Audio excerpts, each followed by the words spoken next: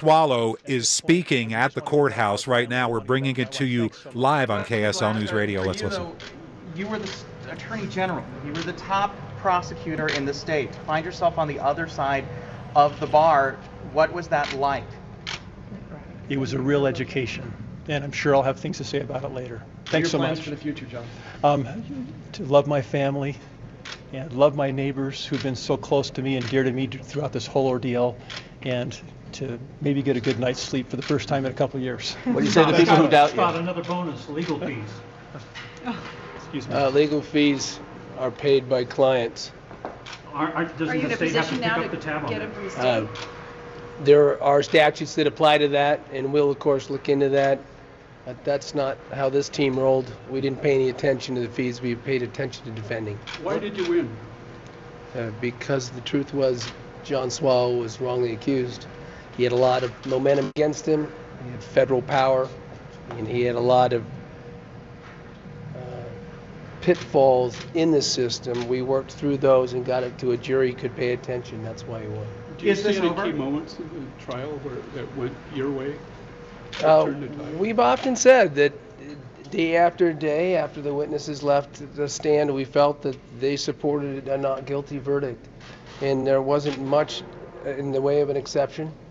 We also, I think and I hope that some of the approach that we thought was very unfair in the investigation of this case and the presentation, the timing, and many of the things that Mr. Rawlings dealt with that ultimately led to him dismissing the charges against Mr. Shurtleff, which we did not enjoy, applied in this case anyway, and I think some of those themes came through. What were the things that were unfair as the investigation went on? Well, we're tired, and we don't have 24 to 36 hours to list them for you. Is this over? I mean, or is there more coming? You know, are there other investigations that are going to come around that are going to ensnare your client? No. You made a motion for a mistrial today. In hindsight, are you glad the judge denied that? Yes. You're listening to live comments, an impromptu news conference by Scott Williams, the defense lawyer for John Swallow, and John Swallow himself, live on KSL News Radio. Can he go after the government for any kind of wrongful prosecution? I expect he'll ask those questions of lawyers that office on the 10th floor surrounded by glass. We're on the ground and we work in the trenches. John, tell me why you took this case on when you first came to you, or however it came about. Scott, rather. Why I took the case on? Because I thought I saw an abuse of power, and that's why I do what I do. And that intrigued me enough to get in a very difficult case. And that's the reason the team that we have does what we do. And so, despite the rigors and hardship over the last year and a half for us, we bared down and did it. Describe that moment in the courtroom as it came back not guilty. The family started to weep. What was that like in there? It's an amazing feeling. It's an emotional feeling, and it's a proud moment for our team, no doubt. What were the weaknesses of the state's case that you think suited? Their methods, the choices of who to ask peers to believe,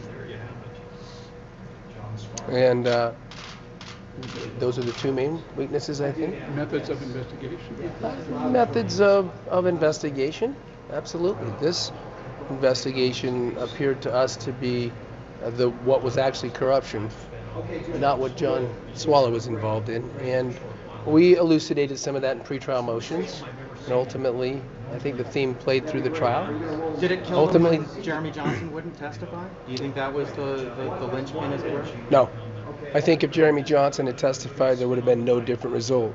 In fact, Jeremy Johnson testifying would have been the biggest example of a misleading, corrupt investigation in the whole trial.